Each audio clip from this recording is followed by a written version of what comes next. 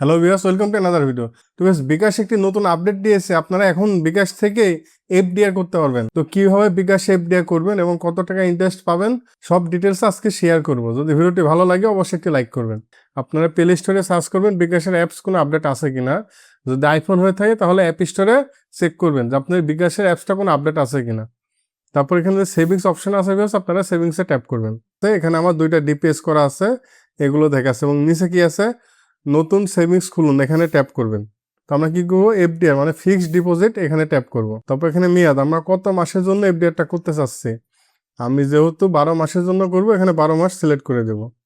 তো আমি কত টাকার এফডিআর করব, তো আমি যেহেতু 25,000 টাকা করবো, এই জন্য 25,000 সিলেক্ট করলাম। তারপরে মুনাফা পেতে চান কিভাবে, তো এখানে এখন একটি অপশন আছে, 3 মাস পর পর আপনাকে মুনাফাটা শেয়ার করবে। তো আমি কি করবো, 3 মাস এখানে ট্যাপ করব। এগিয়ে যান, এখানে ট্যাপ করব। এখানে একটা আছে আইডিএলসি এবং একটা আছে ইস্টার্ন ব্যাংক লিমিটেড।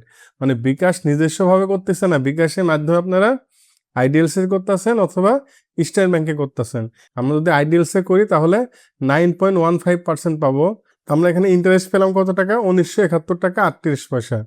আর যদি ইস্টার্ন ব্যাংকে করেন তাহলে আপনারা সামান্য কিছুটা কম পাবেন।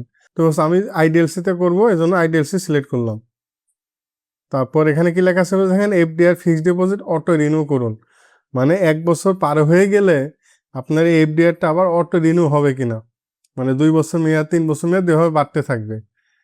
তো আমি কি করবো, অটো রিনিউটা অফ করে দেবো, যে আমি 1 বছর পরে এই টাকাটা তুলে নেব। এগিয়ে যান, এখানে ট্যাপ করব। তারপর এখানে আমাদের নমিনির এনআইডি কার্ড সিলেক্ট করতে বলছে, আমরা এখানে নমিনি এনআইডি কার্ড দিয়ে দিলাম। তারপরে ট্যাপ করব। তো এখানে কিন্তু আমাদের একটি সামারি দিয়ে দিয়েছে যে আমরা কিভাবে কত টাকা লাভ পাবো এবং আমাদের অ্যাকাউন্টে কিভাবে টাকাটা জমা হবে। তারপরে এগিয়ে যান, এখানে ট্যাপ করবেন। তো ভিউয়ার্স, আমরা কি করবো, এগিয়ে যান, এখানে ট্যাপ করলাম।